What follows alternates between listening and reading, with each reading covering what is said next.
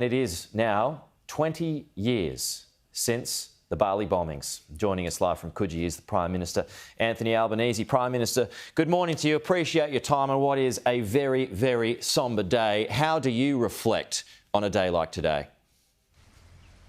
Well, it is a solemn day, Pete, and for the families and friends of the 88 Australians who lost their lives 20 years ago today, it will be a particularly sad day, but also a day of memories of the devastating impact that occurred 20 years ago when the war on terror and this barbaric act reached our shores. And that had an incredible impact, I think, on Australians. People regarded Bali as this holiday destination, a place of joy and fun.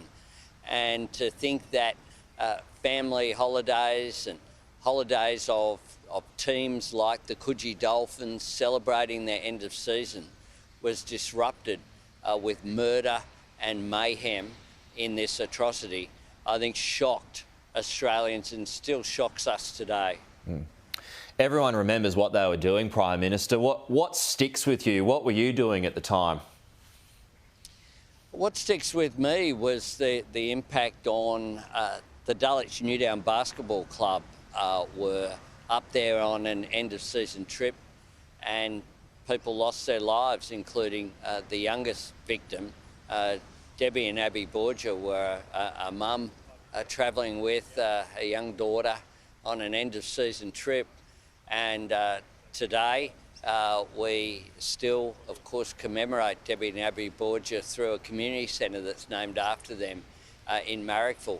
So much uncertainty was there from students from Dulwich High School and Marrickville High School and others who participated, and just getting the information out because it wasn't clear, of course, for days exactly who the victims were, whether everyone was okay.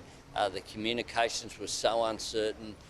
Watching, of course, the victims come in to get support in Darwin, in Perth, the extraordinary bravery that occurred as well, the stories of people running towards danger to help the victims of these bombings. It was a horrific time here in Australia, and it had an impact, of course, around the world. There were 202 victims from around the world, from dozens of countries, because Bali was and is that place where people gather to enjoy each other's company.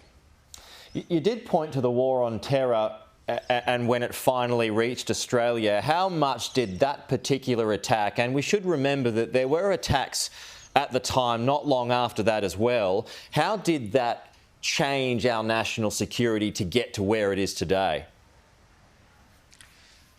It was, I think, if Australia got, as the world did, I think a wake-up call from the appalling attack in New York just a year earlier, of course.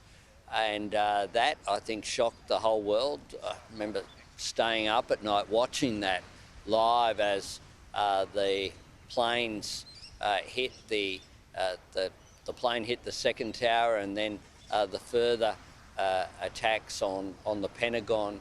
And then it came so much closer to our shore. Of course, Australians were victims there in New York as well on September 11.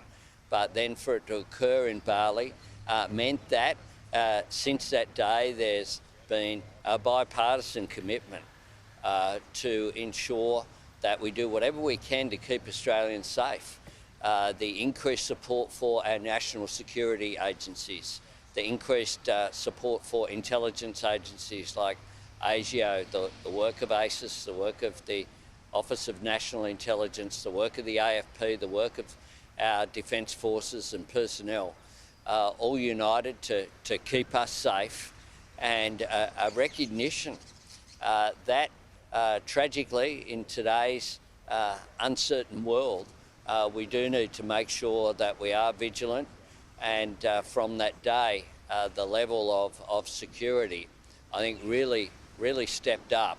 And it is, I think, something for us to think about as well, to give our thanks to those people who have kept us safe. There have been plots, as we know, for terrorist attacks on places like the MCG that have been thwarted due to the fine work of those who are committed to keeping us safe.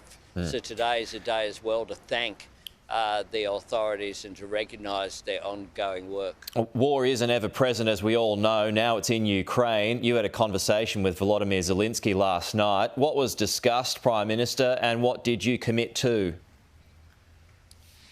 Well, President Zelensky and I have had now a number of discussions, including face-to-face when I visited Kyiv.